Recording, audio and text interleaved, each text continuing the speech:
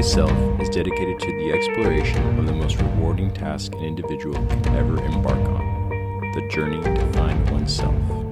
Our intention is to investigate the universal principles that have equipped our species to seek the treasure of all treasures, self-knowledge. With your hosts, Daniel and Eduardo, this is the Know Thyself podcast.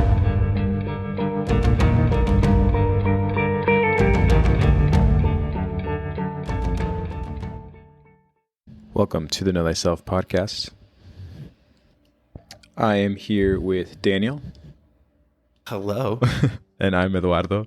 And hey, man, it's nice to see you today and really excited to break down this card in the Major Arcana, and that card being the Lovers. You know, I know we're bouncing between the astrological wheel and now into the tarot, and we're going to continue these conversations. But, you know, there's always so much to unfold, and this card being very specific to so much information. You know, we talked about this in our debriefing. There's a lot to cover here because this card is very, very special.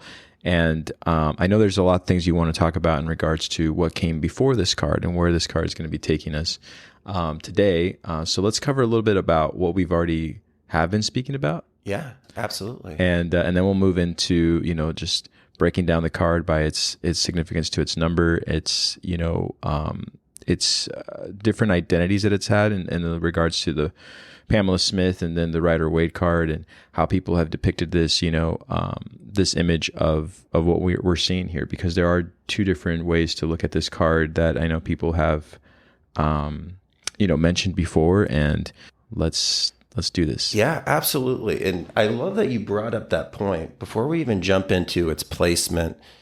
I love how you brought up the point about the evolution of this card that we see throughout the tarot decks, and how with the Rider-Waite Smith deck, we kind of have a variation that kind of shows some change. And what that's going to really represent is the personal stereotype that's actually established in this card. It's actually the human experience. And we have this choice with this card.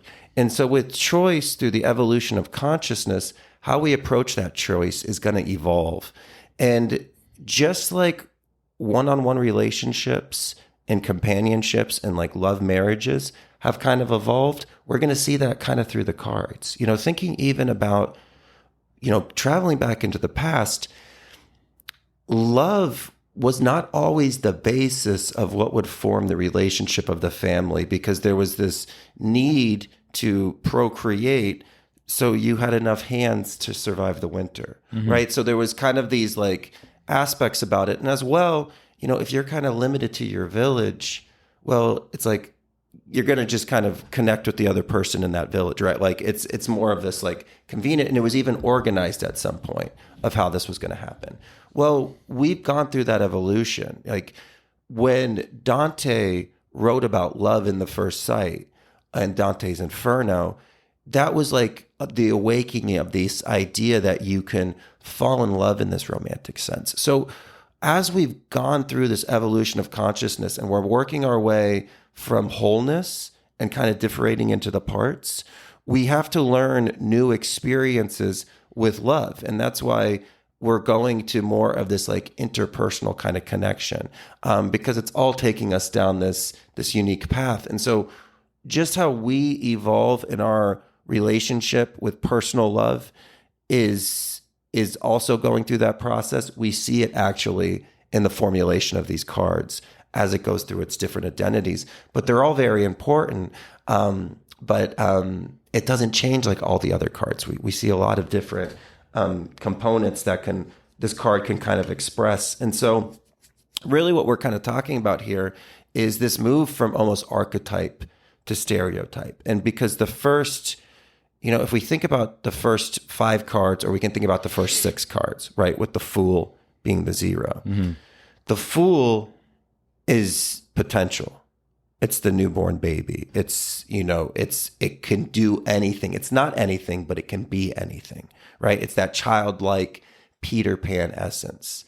And then we go from there to the Magician, which is more about that masculine inner consciousness linear brain, which creates the Magician.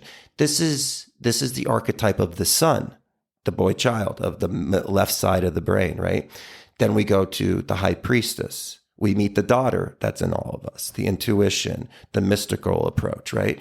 And so we meet the son, the daughter, the baby, and then we go to the next stage, and we're going to meet the empress, which is the external expression of the female, which is going to represent the mother, nurturing, taking care of. Then we make our way to the emperor, which is going to represent that father energy and this like outward expression of it. And then we got to the high priest, and we kind of meet the inner understanding of the father energy. And so what we're having here now with the Lover's card is we're transitioning to this aspect of now we're leaving the archetypal realm to move into more of the personal relationship and the dance with life. And love is going to be one of the first things that we kind of have the opportunity to choose. You know, you choose who you love. And this card kind of represents choice very much in that essence. And it goes much deeper than that, but it kind of allows for the human free will experience to come out, because with the archetypes, they're always like evolving in the lessons that they're teaching us, but it's more of an incorporation with those. And we actually like blend into those archetypes. Well, now we're starting to see the journey through our own lens kind of moving outwards. That's great. One thing I wanted to sort of like veer us off a little bit is what's interesting of when this card shows up. You talk about the previous 5 cards and what they actually do for the human experience. Anyways, let's go back to the meanings between this and the, because I know that we want to talk about the numbers and we talk about the completion of the archetypes. Does that make sense what I'm saying about the individual going on their journey as a singular being and then finding themselves to this part of the road? Yeah, absolutely. You know, because as we go through this process of individuation, we lose that interconnectedness to the wholeness. And so we find it through relationships and experiences with other people and other things to kind of regain that completeness that we internally desire. And that's what's going to be so interesting about this, because, you know, you brought up a really great point of the greatest way to make yourself a suitor for a potential partner or any kind of productive relationship. Yes. You know, when we're thinking about the Lovers, we're thinking about relationships and the communication that happens between relationships. And so this is beyond just the romantic sense. Love is just the attractive force of the universe. And so, like, you know, always keeping that in mind when we think about this Lovers, it's just the attraction between two entities. And so what we're going to kind of see with this kind of this Lover's card and this unique kind of understanding of this relationship is it is going to be an internal process to kind of complete the self, so we can start vibrating at a level so we can attract those quality relationships into our life. You know, because we work at this like level of vibration, and so what we attract into our life is what resonates with that vibration. And so as we go through this Lover's card and we learn to understand the magnitude of our choices and what it does to the development of our character and how it directs us down certain timelines and collapses certain timelines, we can start to approach through our choices this inner completeness, this inner love, so we can attract these greater experiences into our life. And, you know, I was going to say, and you can tell when people have actually done that. You know, I never really agreed with the statement of misery loves company, but there is something about when two people have gone through trials and tribulations and it's on their face, it's weathered into a way that has a specific timeline that you see when they came and went through, you know, a dark period. But when you see two individuals who have both done that, there's something that is beautifully created when they are vibrating off of that experience that they had in the past, and now they have evolved together. And then most people, I think, want to compare themselves to something like that. They want to say, oh, how can I find my person like that? It's like, you know, they each found their own way through the bottom and found themselves at the top of their experiences to where they could actually vibrate on that energy. So you can't go seeking exactly what those people have. You know, they found each other through that, you know, that magnetic field that you're talking about that's created between the two on their own journeys. Does that make sense? Yeah, absolutely. Yeah, no, for sure. And you like you brought this up, and I want to say this. You said this to me once, but it was I forget who we were looking or who we were talking to, someone we knew in our life, and you're like, it's interesting how as time has evolved with these two.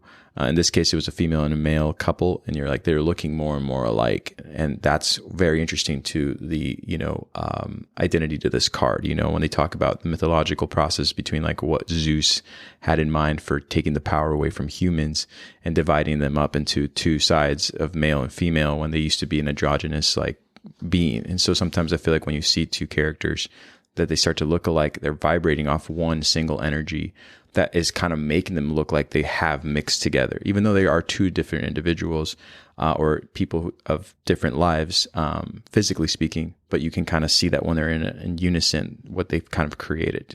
So there's a lot of ways that we can interpret this card. There's obviously both the Rider-Waite and then there's the Pamela Smith card that sort of allude to the two individuals that are in the card and the romantic idea of what love represents. But there's so much more to that, right? There's so much more to how this is actually broken down with the symbolism, not only in the card, but the idea of the levels of consciousness that actually need to come together in order to create a more internal interpretation of what this union with the divinity kind of connects us to. And I think that's what really draws me into this card, the idea of this card, is that what that union really is and how, it's evolved up to this point, as you mentioned earlier.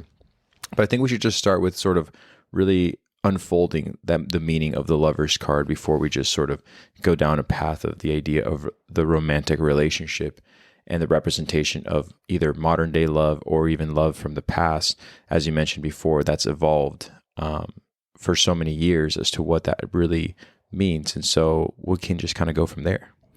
Yeah, absolutely, man. And, even if you're a practitioner of tarot and you're doing readings, you're always initially instructed that the Lover's card is not really a precursor to like romance coming into the life.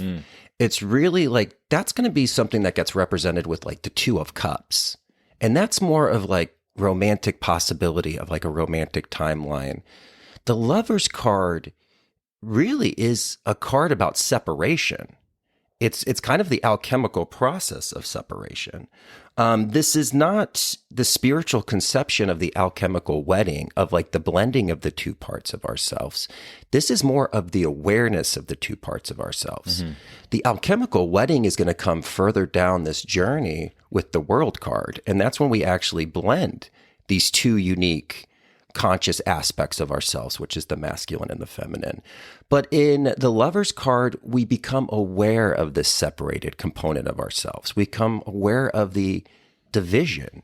This is kind of like the divine paradox, where, in the first, like we were speaking about those archetypal experiences of the first, truly the first 6 cards, this is more of the representation of the two within me. Mm. And this is why that card, and we'll talk about it later, is represented by Gemini, which really looks at the twins within. Right. And the component of the active consciousness and the intuition and the dance between them.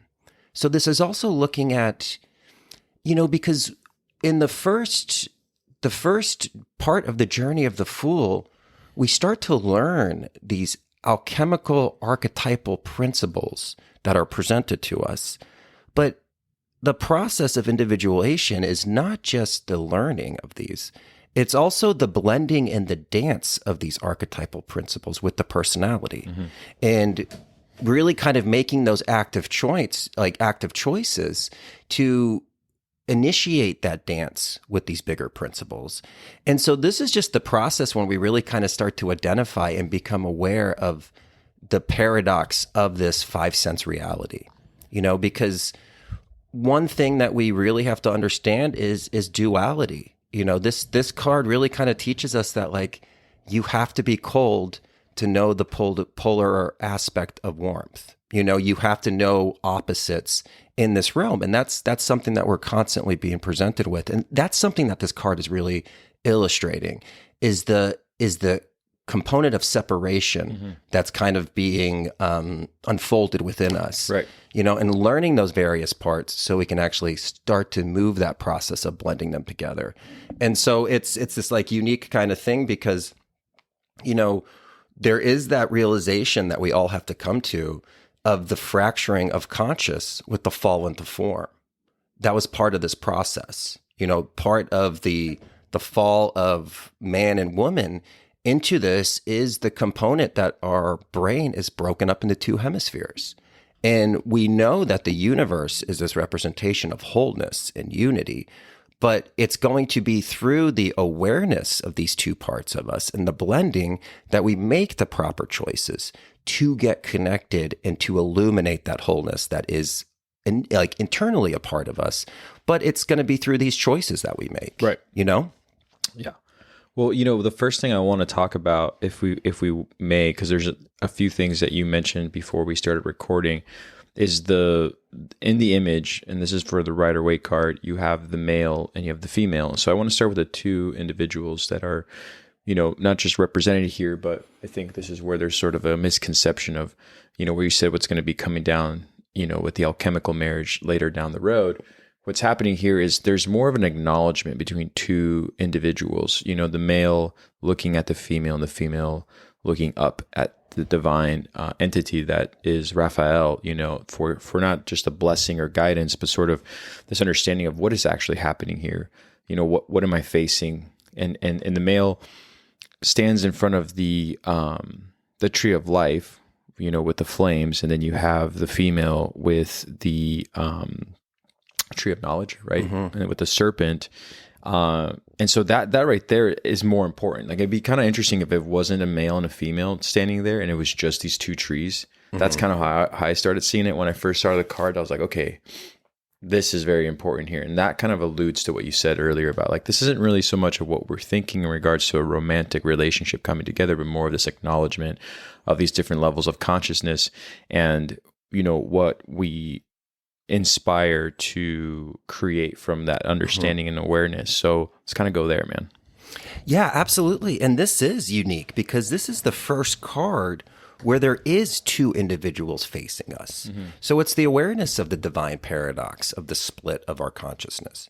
Prior to this, we've had single entities staring back at us. Right. Because even in the high priest card, there's three figures, but only one is actually looking at us. Yeah. We actually have the backs of the other two. And so again, keeping that meditation that the tarot is the mirror of the soul.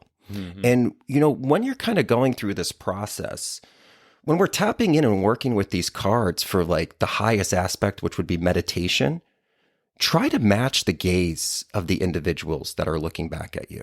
Right. When you're meditating on, Isis and you're meditating on the high priestess, take that softness in your face, take that receiving energy. When you are meditating on the magician card, kind of take that smirkness of the awareness of the magic that's within you. Yeah. And this is going to kind of assist in the process. It helps with immersing one into the archetypal pattern that's presenting itself here. And so what we're kind of seeing is this component of the male, like you said, looking at the female, but the female is not looking back at the male. And this is going to be the representation of the active consciousness, which is masculine, and the feminine conscious, which is more receiving, intuition, that's going to be like creativity and those kind of components.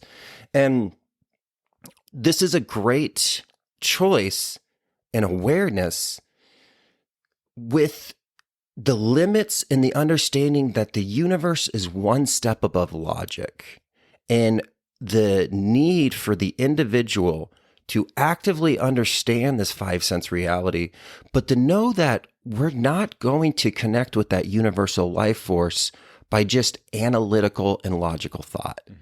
There's, we spoke about this before. There's not enough chalkboard in the world, and there's not enough chalk to write the equation of the universe. It's not going to be met in this like literal logical fashion. And this is the downside of like esoteric, more collective religions. And this is also the limits of like this new neuroscience approach and this materialistic approach, because we think we're going to be able to solve the universal process through an equation. And we're really going to start to see the limits of this, because is the conscious mind a great tool to understand and observe this reality? Absolutely. Like, we have to actively nurture our awareness and our capacity to focus. But there's limits to the conscious reality. You know, even when we look at the color spectrum, we know that there is vibrations of colors that we can't perceive. Yes. You know, there's decibels of vibration that we can't hear. So we already see the limits of this, you know, of this body that we're in, to be able to receive all the vibrations of the universe. And so what this kind of comes down to is something that we've addressed several times, is the universal life force is a blending of electricity and magnetism. Well, that electric component of the collective, what we would call the conscious and the father energy, is too overwhelming for us to look directly into. And we can see this in reality with the idea of staring at the sun. If you stare at the sun at 12 o'clock noon, you literally become blinded. It's too much for us to take in. The only way that we can actually gaze and meditate on that universal electricity is by its reflection in the feminine component of our intuition. And this is represented by water and being able to, like, you can't stare directly at the sun, but you can stare at its reflection in water and you can kind of meditate on it. And this is also going to be the representation of the moon, right? You can meditate on the moon. You can get lost in a trance looking at the moon. This isn't something that's available with the aspect of like gazing at the sun. And so the idea that we need a housing unit to be able to understand and to instill this universal life force energy that's operating. And it really kind of shows that the active consciousness must be turned inward to understand these more eternal principles of what this conscious experience actually is. The masculine is going to teach us the motion of life, right, where the feminine is going to unfold the meaning of life. And again, it's the blending of the two. Not one is more important than the other. And that's going to be this unique kind of blending component that we see here with like that middle path and balance. But the idea that, you know, we take the mind is a wonderful servant. It's a terrible master. We're seeing that in reality right now when it gets that master role. Mm-hmm. There's a destructive component about that. You know, the heart is the ultimate guide, and that's what this feminine component of our consciousness is going to help with that illumination process. And again, it's a softer receiving energy rather than this like active, you know, forceful component of what we would see with the protruding force of the masculine. I love that, dude. You know, something that just came to mind from when I was reading things earlier that literally is just happening as you're speaking about this blend and this understanding of which level of consciousness each of these two, individuals represent. But, you know, with the male and the burning bush of the 12 flames reminds me of the 12 zodiacs, right? Mm-hmm. So, I mean, obviously we know that. But when you're talking about what the female represents in this regard, it reminds me of everything we're breaking down with the tarot. So it's so interesting that we're doing this like blend of the two with the labor of Hercules coming to its end and still doing the tarot, where you kind of see both of them need to be both understood in order to sort of not only raise our vibration, but kind of have a well-rounded understanding of how both are needed for you to sort of progress on. You know what I mean? It's like you can't just study the wheel and say, oh, well, I figured it all out, without having this sort of more internal and emotional connection to what this all can do for you once you have a grasp on even just the surface of it all. And the tarot has been doing that, where I have to, for me at least, have to kind of turn my mind away from the understanding of the zodiac and what we've already spoken about and move into the tarot with more of this open heart that you're talking about, having that heart connection to it. To I'm like, okay, this is how it really feels, and this is how it really is represented in order for me to move forward and create an action out of this understanding within life. And I feel like that's what's a beautiful blend of the two. So, you see the burning bush, you see the tree of desire on the other side, but having an understanding of the potentiality of both is obviously needed to make a combination for greatness, Absolutely, man. And I love that you brought that up. And again, this is the symbolism of the two keys, the golden key and the silver key.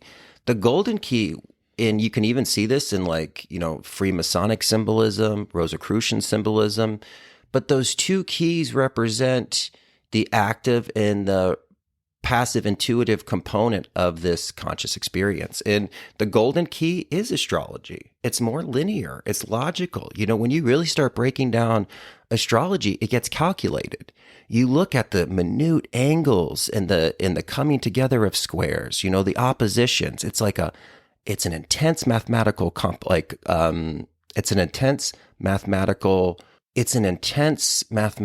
calculation when you get into it, where the silver key of the tarot is much more of this receptive, intuitive process. And you need to blend both of them together. Mm-hmm. The greatest astrologer is going to get benefits by learning the tarot.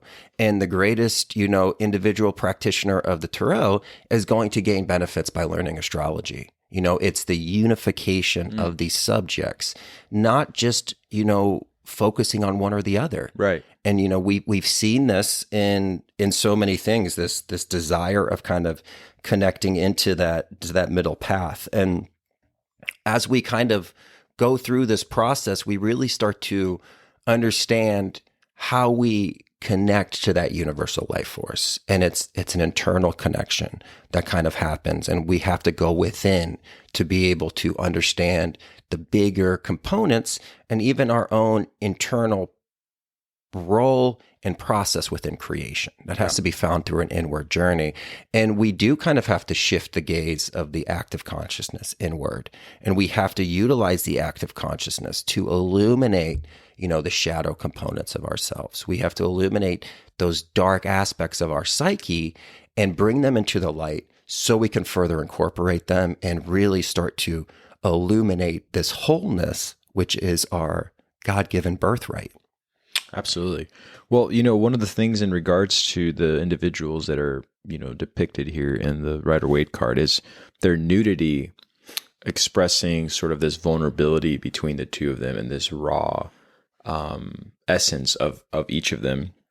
And I know I briefly talked about the burning bush for the male and then, the tree of wisdom with the female, but I do want to talk a little bit more about the burning bush. You kind of mentioned this before we started recording. You're like, hey, let's really talk about the burning bush. Do you want to talk about that right now?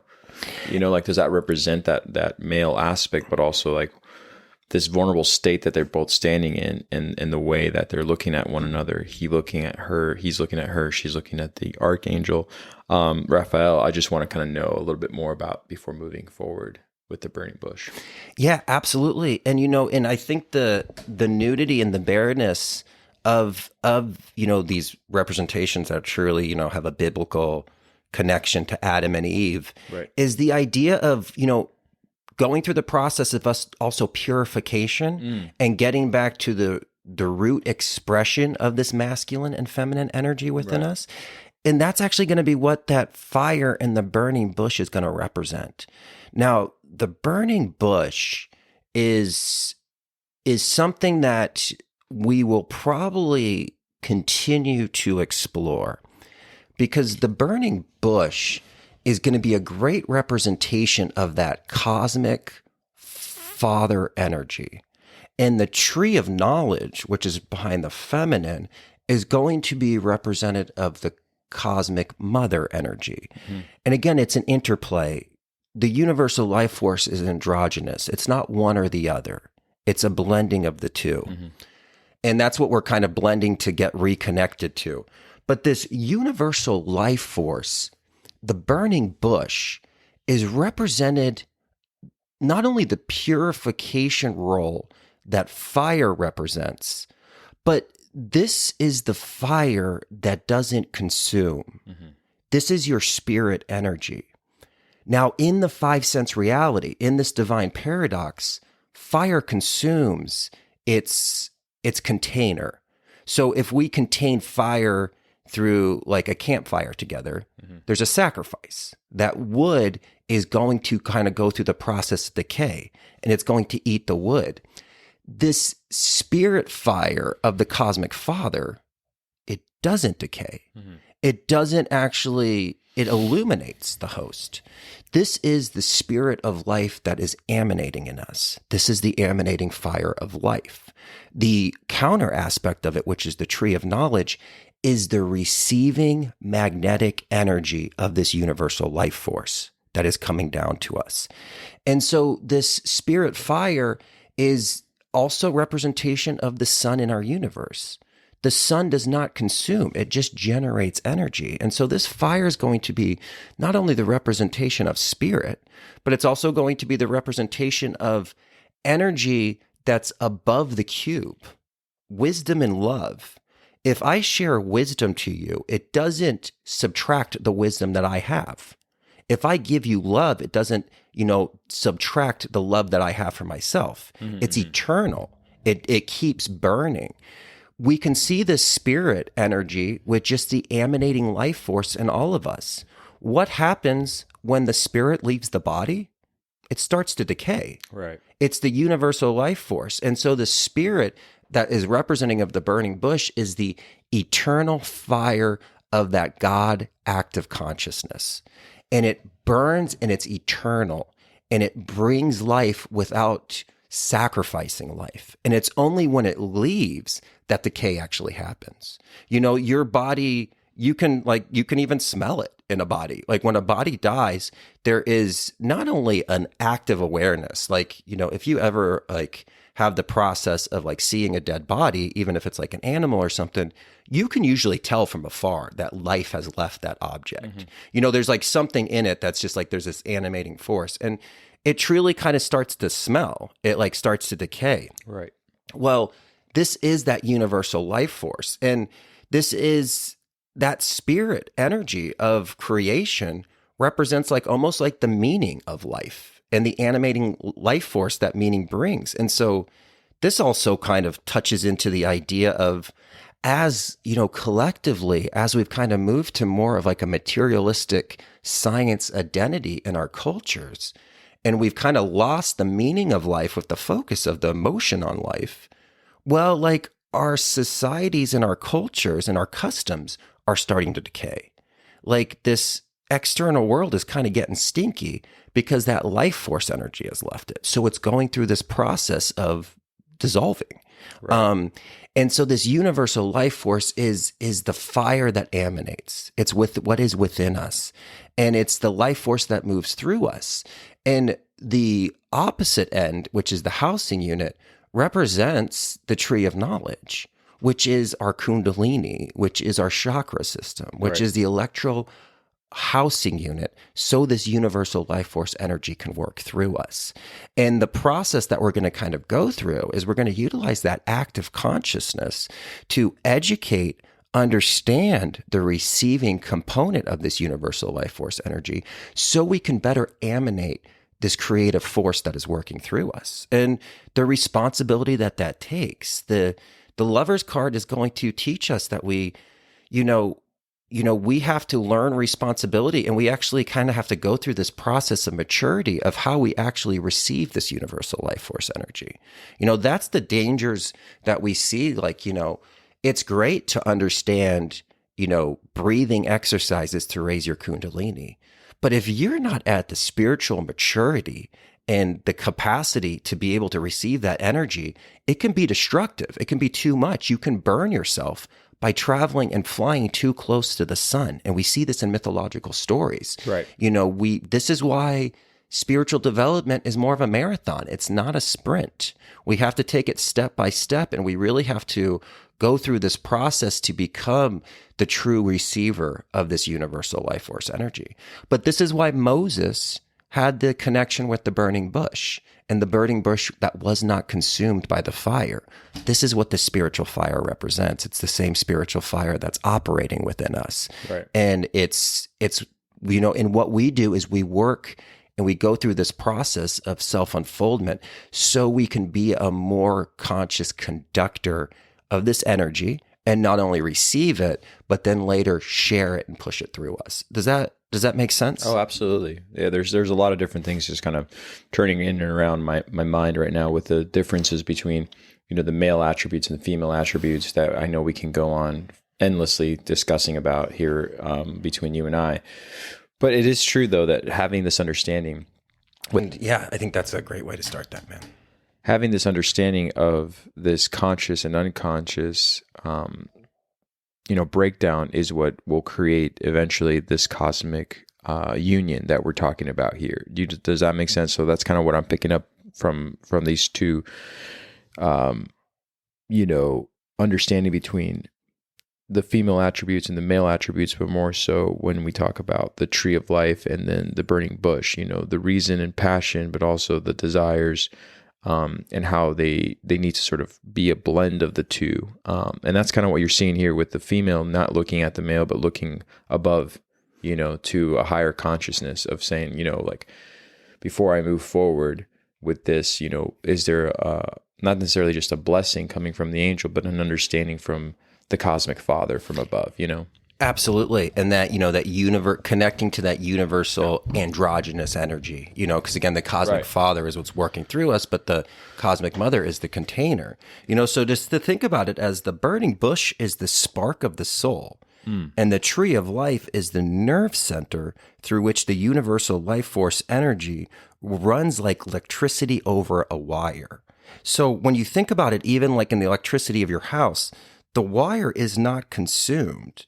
The electricity does not consume the wire. Rather, it purifies and renews the substance. Right. Like it's not when we see electricity running through the wire that the wire is getting like eaten away. Mm-hmm. Well, that's what that process is. Again, that's when you take your electrical outlets, you are plugging it in to truly, like in North America, if you see it, especially if there's a grounded unit in your electrical outlet, it's a face. Because you are plugging that element into the face of God. Right. And those electrons are making their way down. And so understanding, and again, this is why we're going to really explore the idea of like Taoism, but you are a spiritual electrician. Everything in the components of the trade systems will teach you so much about what is actually operating here. Right. And you're this blending energy here. Truly, because we're all receivers of this universal life force energy, we are all actually, feminine in the eyes of this universal life force because we're all receiving this energy. Mm-hmm. That universal life force energy, that burning bush is that masculine energy that just spills all over the place. Well, it needs a container to pour that energy into, which is the structure, which is form. That's why the universal life force energy is the electricity behind everything. Right. Mother Nature is the container of that.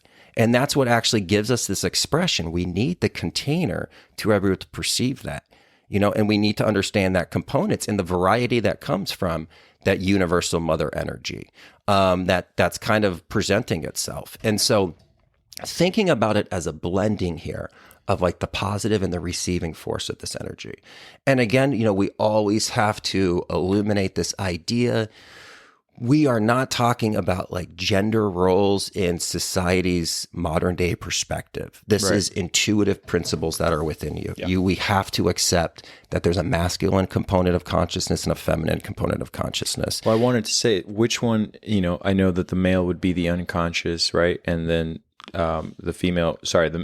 the male would be the conscious and the female would be the subconscious. Yes. Right. And then we want to make sure that we blend those two together. But I like that you're, basically saying it goes further than just the gender roles that we're talking about here. Absolutely. And, and we kind of look at that because, especially when we kind of go through the alchemical process, it's the blending of these energies together. And in the first 4 steps of alchemy, we're presented as like a hermaphrodite. And that's where we kind of really recognize these two energies. But ultimately, the goal is to become androgynous to where we don't even see the distinction. And it's that interplay and the dance of creation happens naturally within us.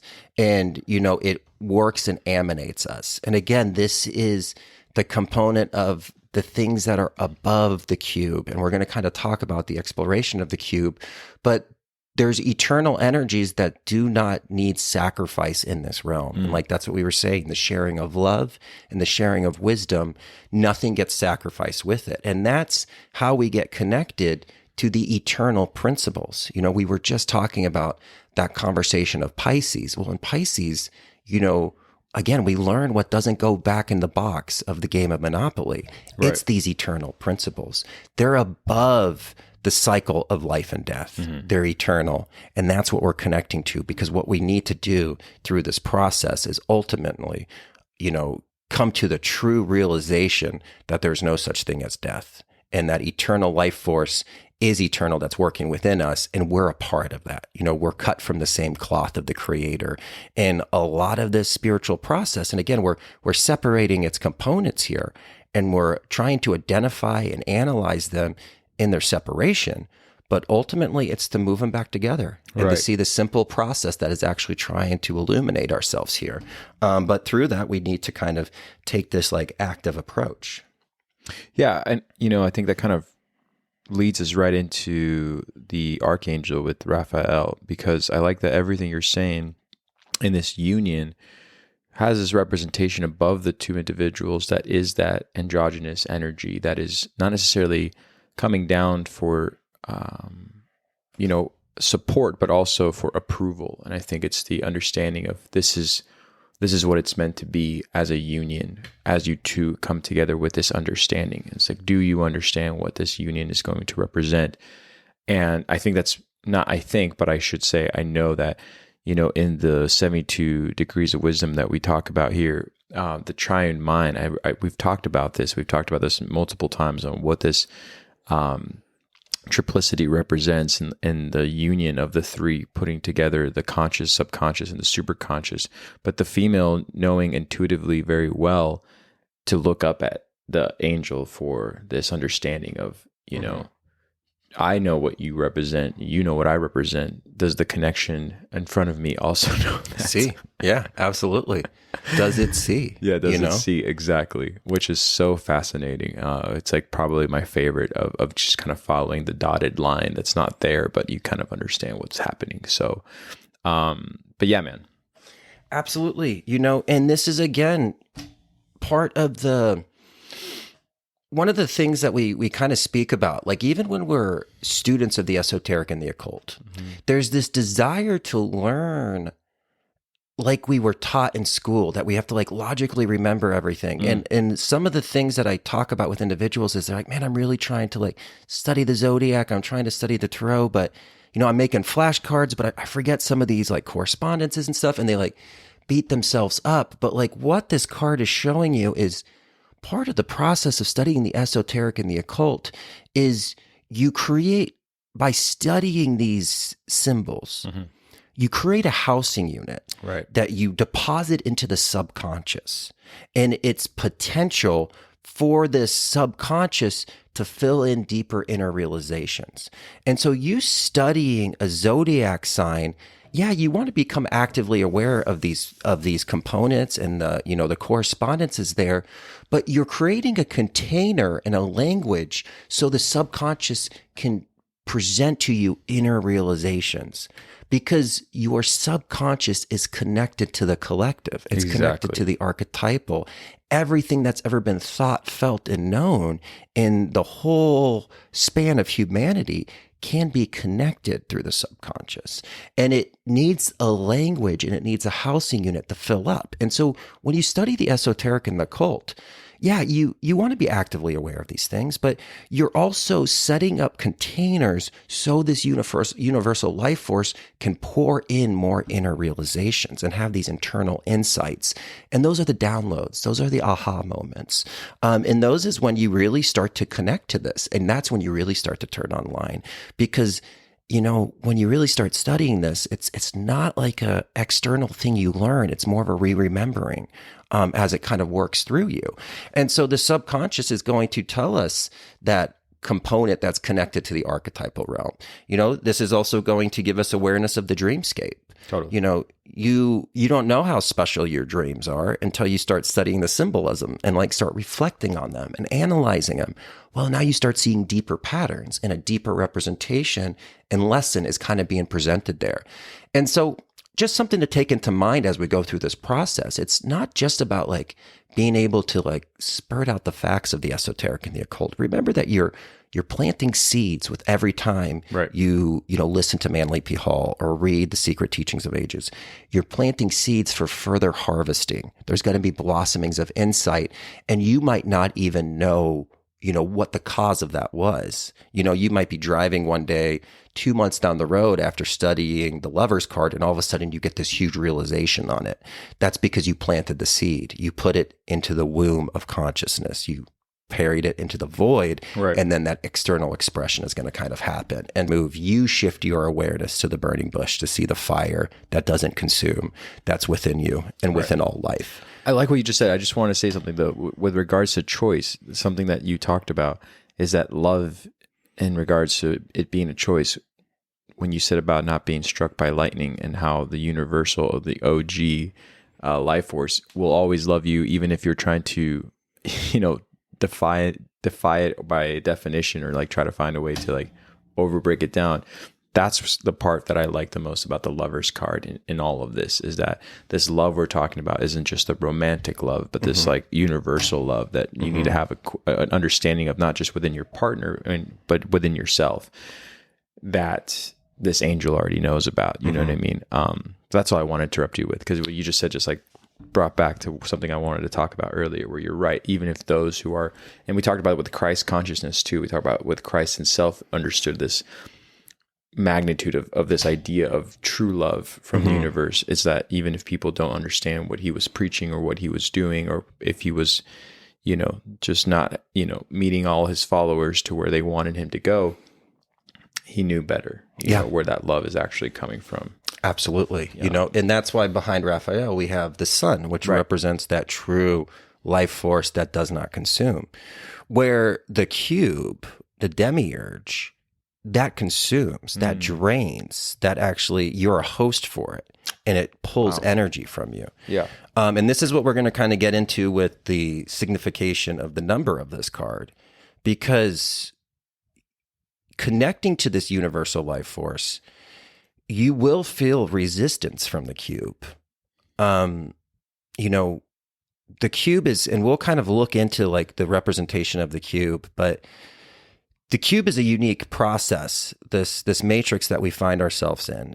And the number 6 here being kind of represented is, the first 5 cards, we really saw like, the 5 senses, and now it's like the application and the dance of this like spiritual awareness. But within the cube, there is extra resistance that comes when you try to rise above the cube. And there's going to be extra resistance when you try to help other people escape the cube and rise above the matrix and become their own chess masters, because it needs to kind of like take your energy. And we really have to kind of get connected. And there's a peaceness that kind of comes to us that allows for us to withstand that resistance and have perseverance from the cube, because the cube will reward you with materialistic things if you stay with just the motion of life. It will, if you just like surrender to the spiritual, we can see materialistic gains that come from that, because once you start living a spiritual life, it's harder for you to take advantage of other people. Not just like pointing out as like somebody, but like a CEO of a company, by having, engaging in slave labor of like individuals in North Korea or China, he has a benefit to his end of, or they have a benefit to the end of their overall worth, because they're not paying that person their actual wage that they should be paying. So there's like benefits you can have when you kind of sacrifice this connection to that universal life force and just live with the motion of life. But there's a deeper connection that kind of happens with the meaning. And we have to kind of be aware of connecting to this universal life force and finding peace with that. We don't really honor our prophets. We straight nailed Jesus to a cross. Like, even if Jesus wasn't a real figure, the symbolism of what that represented, we nailed that idea to a cross. And, when you are crucified, you don't die from the nails going into your hands. You literally die by your ribs collapsing onto your stomach and you suffocate to death. It's not a peaceful way to go. And so it kind of talks about like the idea of connecting to this understanding of the bigger role here and being able to take the resistance when we try to go through this process of illumination and the extra kind of responsibilities and awareness that kind of comes from that. Yeah. Does that make sense? Absolutely, man.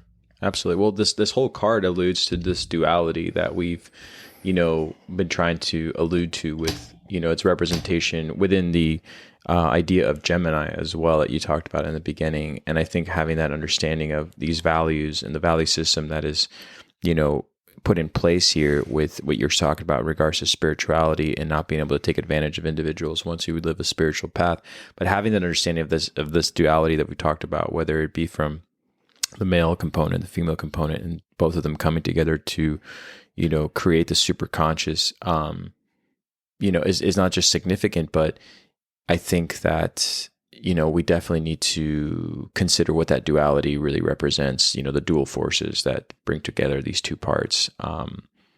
So it does make sense, I guess is what I'm saying. Absolutely. And this is a great representation that, again, that universal, those cosmic parents, the cosmic parents never left you because they are you. Right. You are the true emanation of the evolution of consciousness. And so this is, again, why we hear the story of the bastard, which we went through the zodiac. It's that realization that these universal life force energies never forgot about you.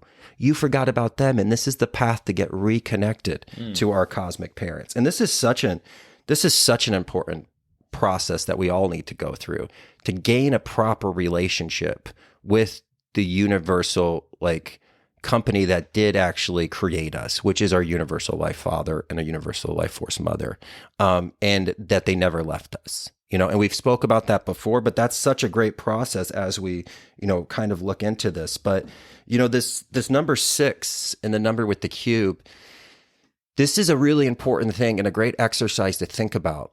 With the cube, with the matrix, you only see 3 sides of the cube when you look at it. There's always 3 hidden sides of the cube that you can't put your conscious awareness on. And this is a really important process for us to understand of what we're trying to do here.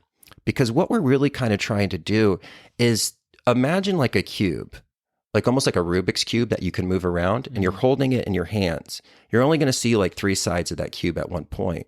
Well, what we're asked to do here is to take our left hand and go right, and our right hand to go left. And when you do that, you actually create an 8-pointed star. So now you can actually see all aspects of the cube. You not only see the effect of the cube, what you're looking at, but you can also see the causal factor behind it. This is what the 8-pointed star actually represents. It's one of the deepest esoteric symbols, and that's taking the cube and shifting it. So you can see not only the light of the cube, but you can see the darkness in the womb of the experience. So you see the effect and you see the cause. And that's what we're really kind of starting to do here. It's utilizing that so we can understand that duality, understand cause and effect. We're starting to see these hermetic principles come in, but now we're starting to learn the actual application and how we dance with them. And this is going to be a process of breaking down the 8-pointed star is something we'll explore on the podcast, but truly it's going to be something that we really investigate on through membership videos, because when we look at the sacred geometry of it, it's easier to do with visuals. And it kind of really point this, but this is what the 8-pointed star represents. And it truly is one of the deepest, still occulted esoteric symbols in the world. We've really kind of helped express through all esoteric teachers, the 5-pointed star, the 6-pointed star. Well, the 8-pointed star is actually how we become a chess master of the cube and how we actually see the causal factors and not just live as a result, but, become a little bit more proactive because we can see the seed of the creation. We see the yin yang. We see not only the yang, which is the light, which is the illumination, but we see the yin, which is the void, which is really the source of God. and that's a process that we're going to kind of look into. You don't find God just in the light. It's truly in the void, in the darkness. And this is, again, why we have to explore both sides of the coin. And there's not just one path to choose. It's not just the left path and it's not just the right path. It's right down the middle. And we actually see that in the Lover's card as that mountain that's getting created. Yeah. That balance. It's, in spirituality, this isn't just about escaping from the cube. It's about learning this, utilizing this as a construct of experience to learn the soul's lessons that were supposed to be presented here. It's not just one side or the other. And that's something that needs to kind of be explored. And that's, again, why, esoteric and occult studies of alchemy are so beneficial. Maybe in regards to some of, and again, there's some amazing new age movements, but there is a lot of new age movements that are too passive.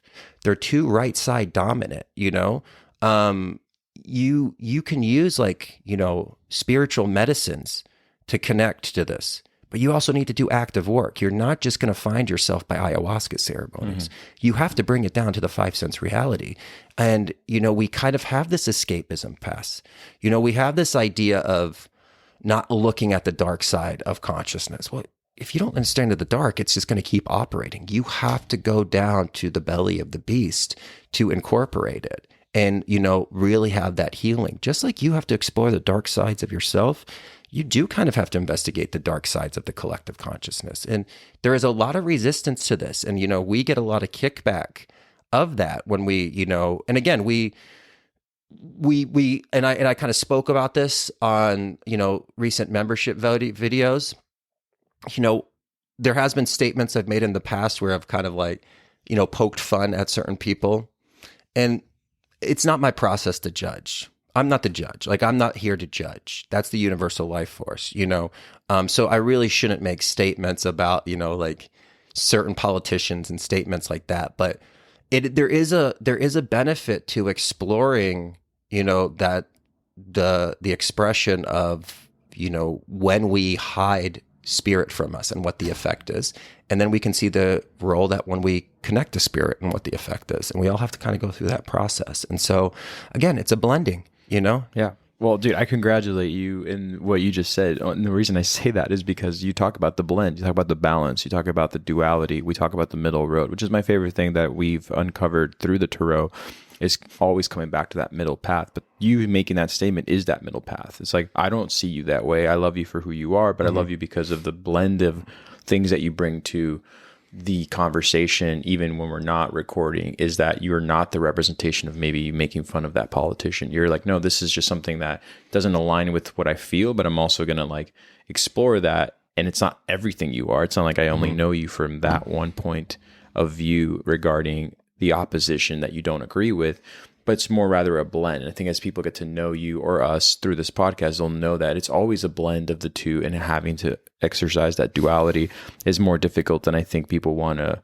believe. I think everybody thinks of course, we have 2 arms, you have 2 legs, we have 2 ears, you have 2 eyes. There's a lot of these things where you need these pairs to always kind of keep the balance and keep us centered. But when it comes to the conscious and the unconscious, or the subconscious rather, it's a difficult process, because you can align yourself to a set of guidelines and codes that are also empty without the other values that need to be explored to make it harmonious and to make you elevate yourself to that super conscious where you kind of see it all for what it is with all love, not necessarily just an empty feeling for what you don't agree with. You know what I mean? Right. It's it's okay if you don't agree with it, but it doesn't have to be such a black and white situation here. There is a gray matter that does exist within all of us that helps us see everything through the way I think the super conscious, or at least in the eyes of the OG, the original generator, agrees to, where it kind of speaks to you, where it's this is what it is. It's kind of hard to define, but it is this blend. And you making peace with that idea is where you find this ultimate power and reward of true love, where you're oh, sure, this is what it really means. You know what I mean? I think that's what's interesting about the Lover's card itself. It's it's kind of showing you that kind of love rather than this romantic love that we talked about. Yeah, absolutely. And I love that you brought that up. We've got 2 ears, we've got 2 eyes, 2 nostrils, 2 sets of teeth. We have 1 heart. Right. And that's what we're connecting to. It's that oneness of the heart, which is the ultimate guide, and unifying the brain to make it a whole aspect to actually, how do we activate that neocortex it's by that combination of both hemispheres of the brain and the blending of the two. And we have to break up the universe into its separate parts, understand it, to see the dance, to make that dance blend together. We need to understand the role of the 2 feet as it's kind of going through this, and so we have to understand this. We do have to break it down into parts, but ultimately it's to kind of unify and again find that ultimate guide, which is the heart, which is the representation of Raphael. And that's why it's got that's why he's actually draped with the color purple, which is the color of royalty. Right. And not just because like royalty, because they kind of like hijacked that, but it's a color because it's only a special occurrence when you see purple in nature. It's a unique kind of thing. And everything that is represented by purple in nature usually has like a unique medicinal benefit. It's some kind of luxury is tied to it. Yeah. It's not a common color that we see. But it's to show that like there is that, purity and beauty that's behind it. And so again, utilizing that life force energy. And again, this purifying life force energy of the spirit is also what purifies us. And it breaks the barriers that we put in, which are the blocks that restrict our internal expression of the wholeness that we already all are. Utilizing this fire of spirit to break down our indoctrination, our negative self-sabotaging thoughts and emotional patterns, to allow this universal life force to allow us to accept of the perfection that was our birthright. And that's what we do with the raising of this up the Kundalini, and really understand the wisdom that was carried with that serpent, and taking that serpent and becoming that dragon, becoming that eagle. And that's what that whole process is. And really understanding this role of ourselves in our Apple iPods. It's not about the pod that's payable on death. It's about the I, and that universal I that's connected to both of us. And that we're all connected to, Absolutely. Which is also that representation of the sun, which is that third eye illuminating through. Right. Man, well said, dude.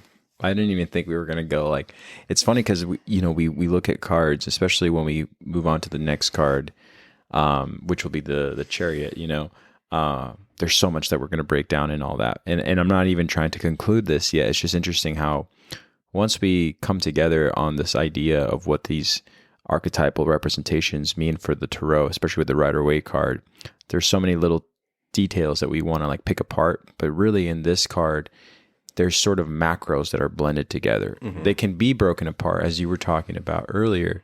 But here, I think what we've done in this discussion is very much a representative of what the card actually is trying to allude to, which is there is a lot going on, but the blending of it all from the bottom to the top is the ultimate goal of what we're trying to reach with the understanding of the ultimate love and where it's coming from in this Lover's card. And so it's pretty cool how it kind of just lend itself that way. And that's what I love about the tarot. Absolutely, man. And it always is. It opens up new expressions every time. It's the book of eternal information. And, the last thing we want to touch on, because we've always looked at it, is again, it's labeled the 6th card, but it's actually the 7th card. Right. It's true. How do you truly create? Through love. Love is the only true way to create in this world. And it's the only way you can create something eternal is through love. And we have to understand the unique processes and components so we can be that true, white magician who surrenders and puts their life purpose to not the personal I, but the universal I. And, how can I aid the evolution of consciousness? And that's what we see. And that's what we do when we really create through love. We make eternal structures that stand the test of time. Right. That's awesome, man. Awesome. Oh, I love it, dude. I cannot wait to continue this journey. I know we spoke about this earlier with season 3 coming to an end, and we have a few episodes left right before we conclude all this. But I'm really glad we were able to touch on the Lover's card, and of course, we have such a long way to go with the tarot. So it'll be definitely coming into the 4th season as well. And I can't wait to finish Pisces, but also the movies that we'll be bringing up towards the end of season 3, and then the movies we'll be bringing into season 4. So a long laundry list of things that we're going to cover right before we get into season 4. And so I'm just glad we got to this point right here. I didn't know if we were going to do the Lovers card in the 4th season. So I'm excited, man. Yeah, oh, absolutely, man. And again, it's always such a blessing to share this space of conversation with yourself, as well as everybody who is, in this conversation with us. Absolutely. And, it is such an honor to be on this journey with each and every one of you. And, remember, give yourself self-love. You are doing such an amazing process. You're doing such an amazing job on this process. And yeah, you've got the biggest fans in the world here cheering you on, and we honor Absolutely. all the support that you also give in us and cheering us on to continue this fun little connection that we've been able to create together. Awesome, man. Well, again, a couple episodes left in season 3, so can't wait to connect with all of you then. And I guess until next time. Until next time. Excellent, man.